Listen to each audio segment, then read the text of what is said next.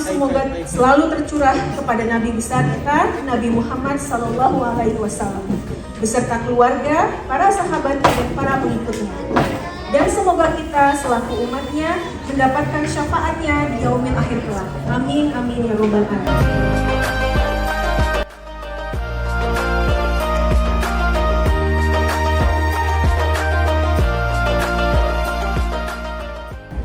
Bapak Ibu, para hadirin sekalian, serangkaian kegiatan milad yang kami lakukan merupakan sumbangan kecil dari kami untuk menyemarakan syiar Islam di Papua umumnya, khususnya di Tembagapura.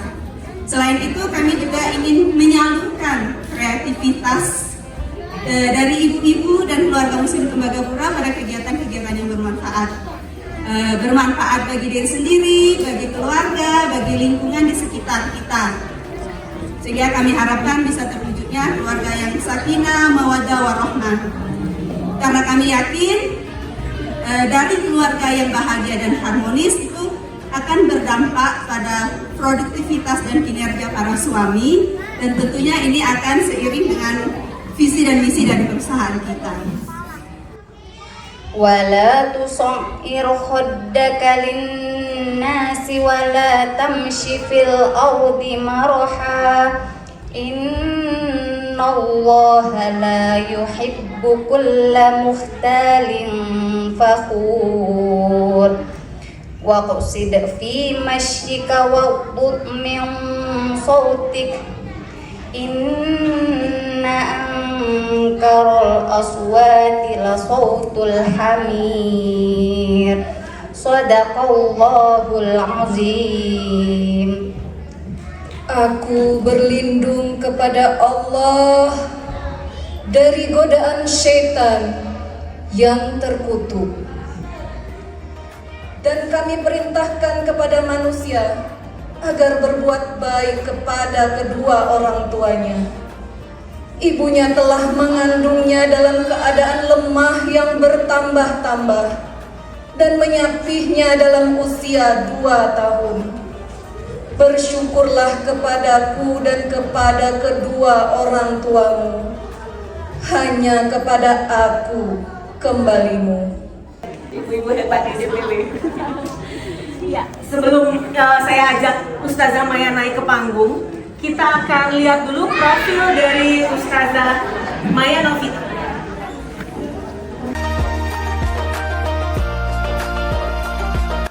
Nah, pada hari ini kita akan membahas tema yang lain lagi yang relate dengan kehidupan kita di sini, yaitu sekolah atau pesantren menyiapkan bekal melepas anak.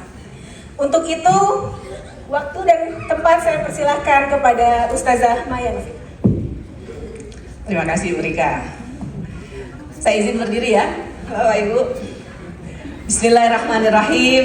Assalamualaikum warahmatullahi wabarakatuh. Alhamdulillahirabbil alamin. Alhamdulillahilladzi hadana lihaza wa ma kunna linahtadiya laula an hada. Insyaallah kita akan berbincang nanti ya. Saya memahami bagaimana perasaan Mbak Aulia, begitu juga mungkin mewakili perasaan hati dari ayah dan bunda semua di sini. Tapi izinkan ya, sebelum nanti saya jawab, kita berdiskusikan tema, saya berusaha singkat saja. Karena segala sesuatu itu kan harus benar dulu ya, pondasinya gitu loh. Baru kemudian kita bicara nanti untuk menentukan sikap dan langkah kita. Jadi di sini saya nyiapkan sedikit materi untuk sebagai pengantar diskusi kita terkait kelanjutan pendidikan anak-anak kita. Akankah di sekolah umum, akankah di pesantren dengan konsekuensi terpisah jauh dari keluarga, gitu ya? Atau tetap di sini dengan konsekuensi yang tentu saja dalam kehidupan ini kita tidak dilepas ya dari pilihan, harus memilih, dan masing-masing pilihan punya konsekuensi.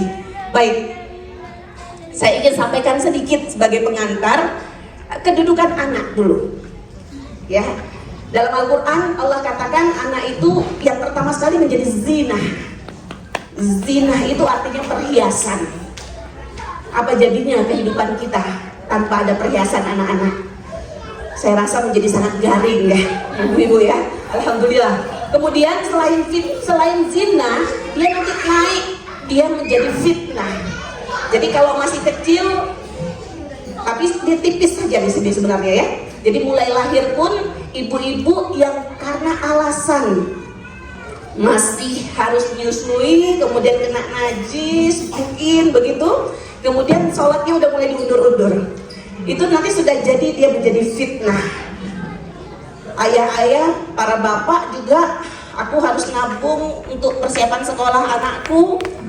Kemudian dalam hadis dikatakan anak itu bisa menjadikan orang tua, mohon maaf ini kata Rasulullah Bu ya, majbanah, menjadikan orang tua bakhil karena mau nabung buat anak. Nah itu sudah jadi fitnah dia ya. Kemudian menjadikan takut, itu sudah mulai menjadi fitnah, menjadi ujian. Yang namanya fitnah itu menjadikan kita apa ya, terhalangi dari untuk menjalankan kewajiban kita sebagai muslim. Baik, qurratu a'yun menjadi apa ibu-ibu? Penyejuk hati. Hanya ulama sudah mengatakan, ayah bunda semua, kapan anak itu menjadi penyejuk hati? Kapan Bu? Secara ilmu saya pernah mendengar penjelasan air mata yang keluar dari mata kita itu ada dua. Kita nangis karena emosi. Emosi itu bisa sedih, bisa marah, bisa juga bahagia. Nah, air mata yang karena emosi, kira-kira kalau diraba rasanya apa? Apa Bu? Asam kok asam sih? Kalau diraba itu, kalau yang belum pernah ya, saya setelah dengar penjelasan ini saya raba. Apa Pak? Hangat ya? Hangat, benar. Jadi kalau dia keluar karena emosi, kalau kita pegang itu hangat. Tapi saat kita melakukan ketaatan kepada Allah, kita sampai nangis menitikkan air mata.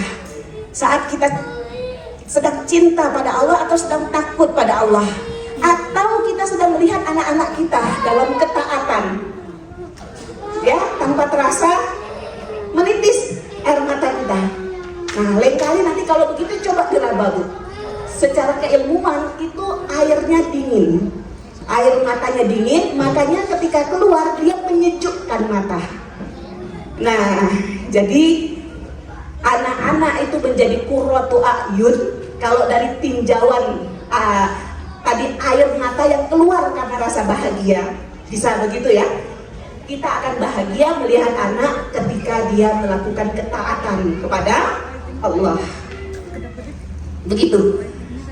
Tapi ternyata tidak semua anak bisa menjadi qurratu a'yun. Tapi ada satu lagi yang kita diancam oleh Allah. Inna min azwajikum wa auladikum aduun lakum. Di antara pasangan-pasanganmu, di antara anak-anakmu ada yang akan menjadi musuh. Akan menjadi musuh. Musuh di mana? Kalau saya tanya ibu-ibu, kira-kira ada nggak anak yang sekarang di dunia ini sudah jadi musuh kepada orang tuanya? Ada atau tidak? Ada ya? Ada. Yang kita dengar anak yang mencoreng nama baik orang tua. Mudah-mudahan kita dilindungi. Tapi tidak ada lagi permusuhan yang lebih besar daripada permusuhan seorang anak kelak di yaumul qiyamah. Jadi ada hadis yang menjelaskan ketika para orang tua setelah diputuskan oleh Allah berhak masuk ke dalam surganya Allah, tapi anaknya nauzubillah masuk ke dalam neraka disebabkan karena tidak pernah dididik. Beda nanti kalau sudah dididik. Kalau sudah dididik, apa sudah pasti aman? Belum. Karena banyak lagi yang mendidik anak kita selain kita. Ya.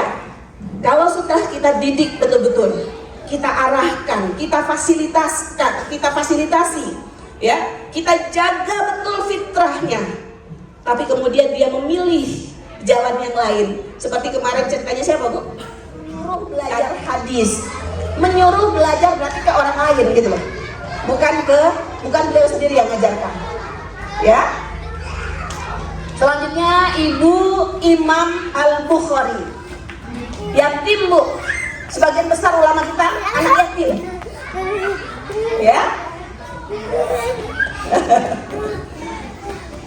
Nah, dia menemani Ananda ke masjid dan mengantarkannya kepada ulama dan halakoh ilmu. Gitu loh. Jadi mengantarkan. Jadi kalau kita memang tidak mampu, ini ibu-ibu hebat sebenarnya, ya. Tapi memang terbatas ilmu kita, ya, mengantarkan kepada ulama yang lain. Selanjutnya Ibu Imam Syafi'i. Usia 10 tahun hafal Al-Quran, usia 12 tahun sudah belajar kitab hadis Al-Muwatta dari Imam Malik, Bu. Itu sudah di luar negeri, Bu. Jadi Muwatta itu karangan Imam Malik. Beda tempat ya. Nah, ini yang dilakukan. Ada lagi Ibunda Imam Malik. Ini juga menyuruh anaknya untuk berguru dan mengingatkan ya, pelajarilah adab sebelum mempelajari ilmu. Ini termasuk persiapan ini tadi. Ya, jadi kita mempersiapkan anak, menyampaikan bahwa pelajari adab. Ya, adab itu lebih utama lagi. Ditambah lagi sedikit lagi. Imam Ibunda Sufyan Ats-Tsauri, beliau berpesan, "Nak, bila kamu telah menulis 10 huruf, ya, lihatlah dirimu.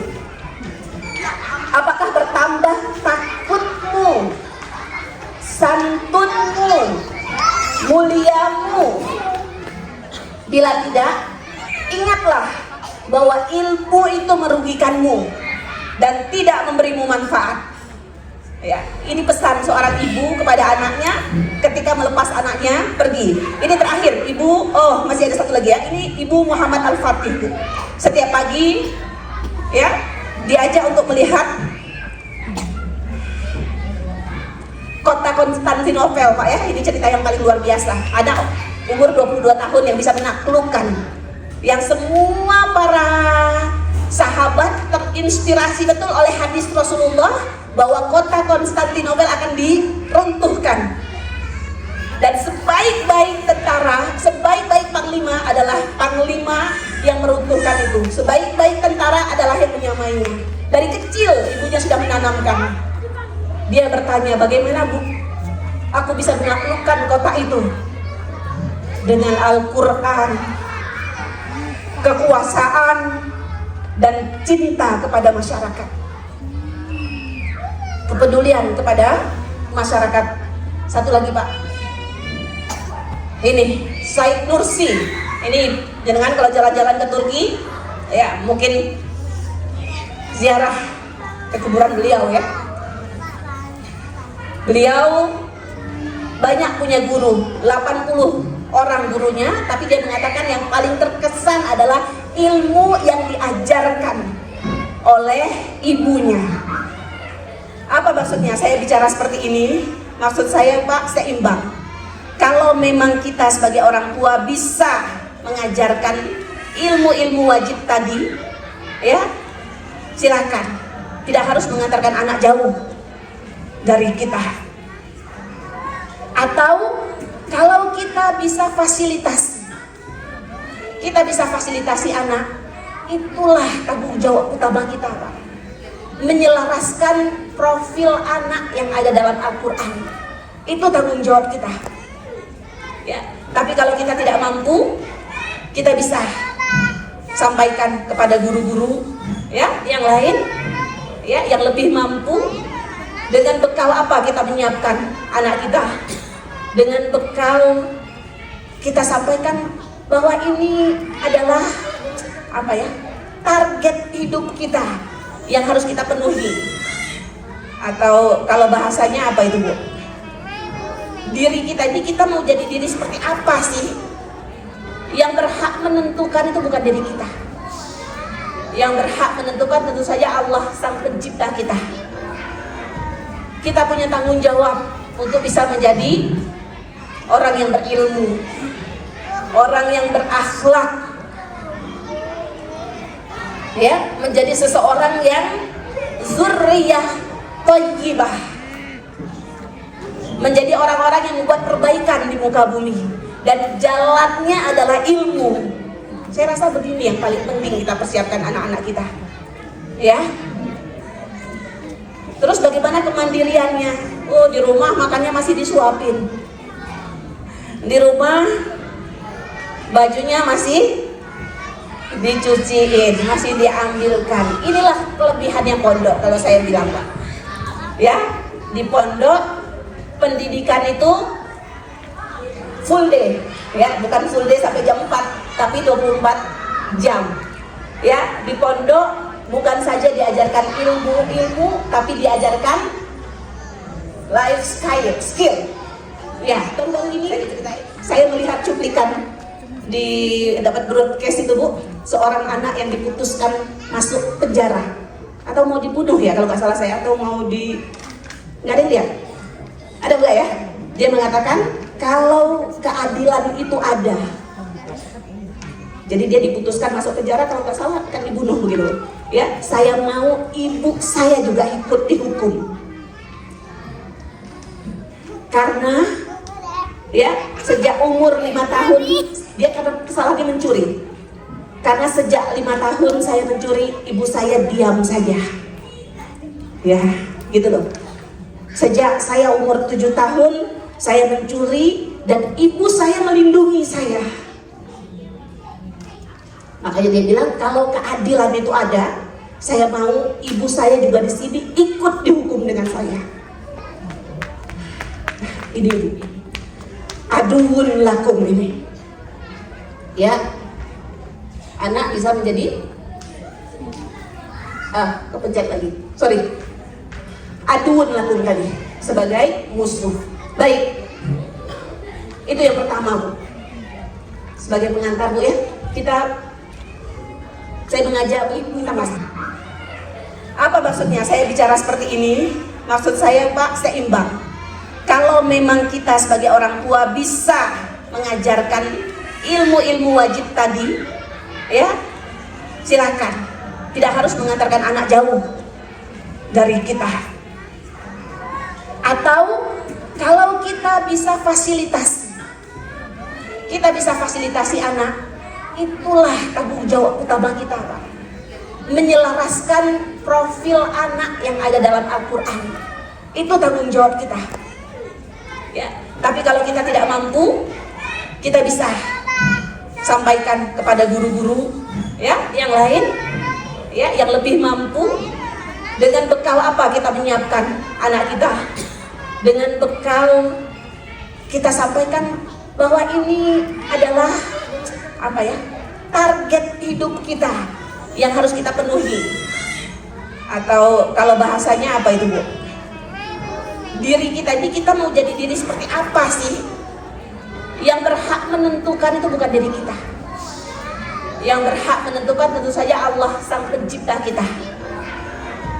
Kita punya tanggung jawab untuk bisa menjadi orang yang berilmu, orang yang berakhlak,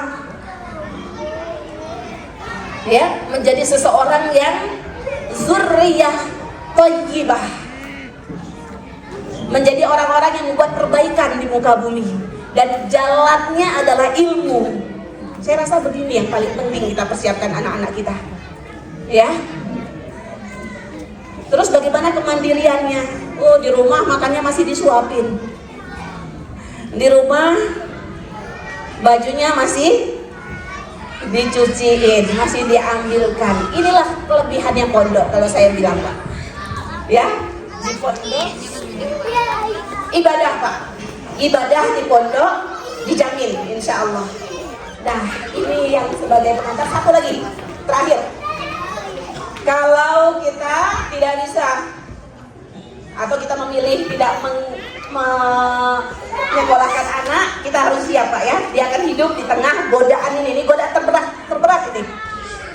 Akan banyak waktu luang, akan ada gadget, karena anak pondok nggak boleh pakai gadget, Pak. Ini yang paling kita syukuri. Tapi bahayanya ada. Bahaya yang lain banyak, saya setuju. Ya. Nah, ini diantara keuntungannya, ada pergaulan.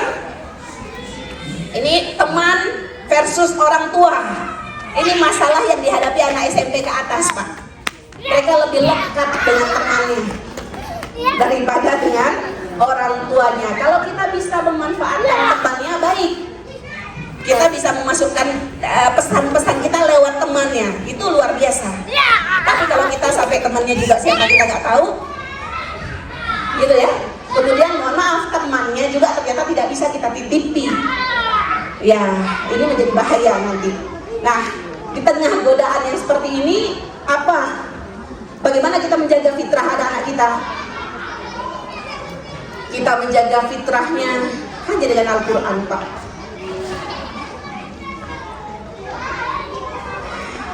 Maksimalkan interaksi dengan Al-Quran.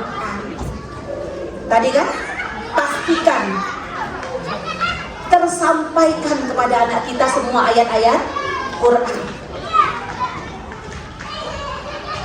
Pastikan kita bisa memanage program-program ibadah di rumah kita, yang dengan ibadah itu pasti, Pak, Allah sudah mengatakan hati anak-anak itu akan bersih, ya, ketika SOP ibadahnya kita jaga. Nah, ini yang bisa kita jaga, ya. Nah, ini manfaat Al-Quran, Pak. Ya Yahya khudil kitaba biquwwah. Ambillah Al-Quran ini dengan kuat, akan kami berikan hikmah, akan kami jadikan dia anak yang hanan, hati yang penuh rasa cinta. Saya tutup, Pak, ya. Saya pernah ketika baca ayat tadi, yang ayat yang kedua tadi yang dibacakan, la tusyrik billah. Saya pernah tersentak ketika baca ayat itu. Seberapa sering sudah kita katakan kepada anak-anak kita, jangan syirik nak sama Allah, jangan duakan Allah, jangan nomor duakan Allah. Begitu juga masuk. Jadi nomor satukan Allah dalam kehidupan kita. Insya Allah dengan begitu fitrah anak-anak kita akan terjaga. Wallahu a'lam bishawab. Saya mohon maaf ini waktunya ngolor kelihatannya, tapi saya nggak ditegur, ya. Terima kasih. Terima kasih Ustazah Maya. Kita memang agak molor nih, cuman rasanya sayang gitu ya kalau dipotong tadi.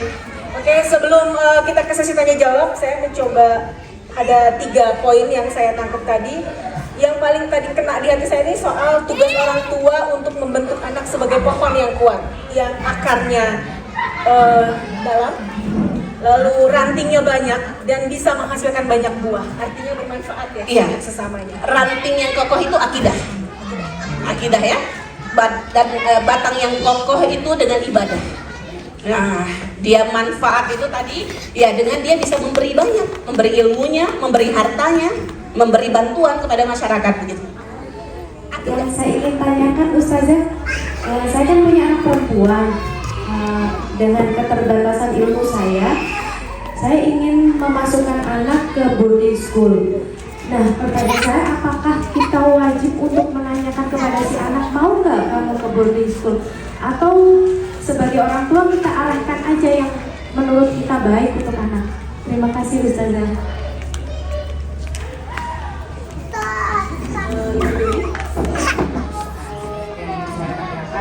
Pertama, ada 2 pertanyaan yang saya tanyakan. Pertama, bagaimana kami bisa memverifikasi bahwasannya boarding yang sudah kita lakukan selama 13 tahun belakangan ini sudah cukup berkualitas.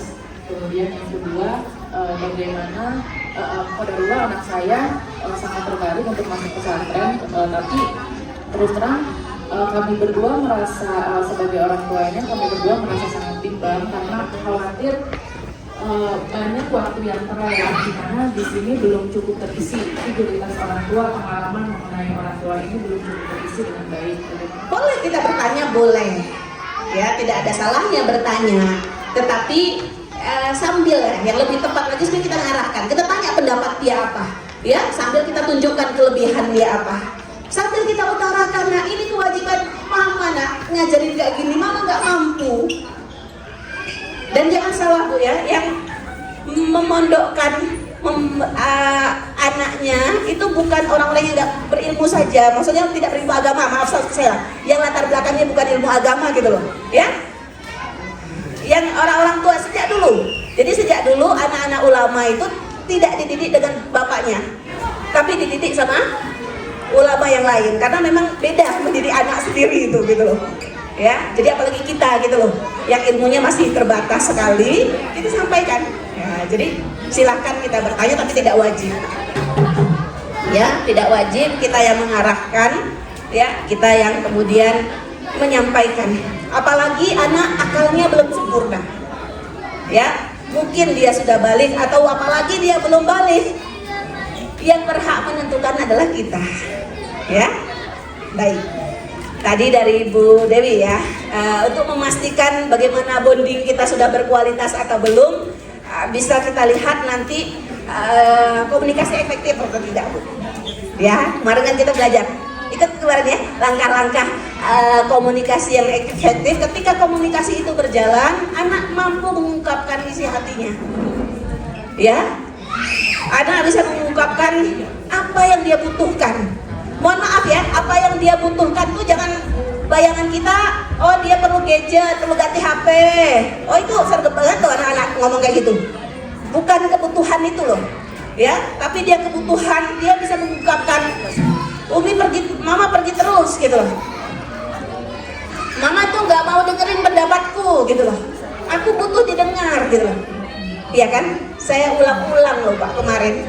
Anak-anak yang bermasalah, apakah narkoba ataukah seks bebas ataukah apa, itu ketika ditanya, dan ini sudah disurvei, itu mereka jawabnya serentak. Kenapa sih kok kamu begini? Jawabnya serentak. Nggak ada yang mau dengar kami dirubah, nggak ada yang peduli sama kami, sama perasaan kami gitu. Jadi untuk kita pastikan bonding kita tahu betul. Ya jangan pasif, jangan menunggu anak mengutarakan. Ya, kita yang menggali. Bagaimana caranya? Kita yang gali. Kalau dia tidak mau mengungkapkan, itu boleh jadi masih ada sekatan-sekatan. Nah, sekatan-sekatan ini harus dihilangkan dulu. Ya, siapapun kita pasti ada luka-luka tarbiyah itu loh. PR pembinaan anak itu pasti ada. Jadi itu harus diselesaikan dulu, apalagi pernah mengalami LDR panjang ya. Tapi sebenarnya LDR itu bukan satu-satunya masalah. Karena ternyata Nabi Ismail juga ya lama tidak kumpul sama bapaknya. Gitu kan? Nabi Ibrahim kan adanya di Palestina. Ya, diletakkan di Mekah itu bayi, Bu. Bayi.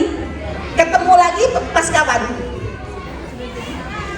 Ketemu lagi itu pas mau disembelih. 10 tahunan. Ya. Tapi kok bisa begitu? Satu, peran ibunya jalan, kedua bapaknya tidak berhenti mendoakan. Jadi ibu-ibu yang masih bisa dengan suami minta dengan serius kepada bapak-bapak, kepada ayah-ayah untuk tidak berhenti mendoakan anak. Yang perlu kita lakukan adalah kita menitipkan anak kita kepada Allah. Wallahu khairun hafizah. Allah sajalah yang sebaik-baik penjaga. Dan ini yang dilakukan oleh Nabi Ibrahim, dilakukan oleh ibu-ibu para ulama tadi ketika menentukan anak. Nitip sama Pak Kiai boleh? Boleh. Tapi juga kita harus tahu Pak Kiai muridnya banyak juga. Nah, yang terpenting adalah kita minta sama Allah bahwa yang bisa menjaga anak kita itu adalah Allah, dan yakinlah ketika kita menitipkan anak kita kepada Allah, Allah tidak akan pernah menyia-nyiakan.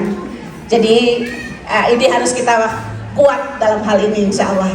Terima kasih Pak, terima kasih ibu-ibu semuanya. Ya, cukup. Ya. Oke, ini sebelum Bu Mila menyelesaikan tugasnya, Bu Mila, gara-gara habis ketemu sama Pak Hati jadi Bu Mila saya sebutnya. Saya nggak mau ikut. Ya, jadi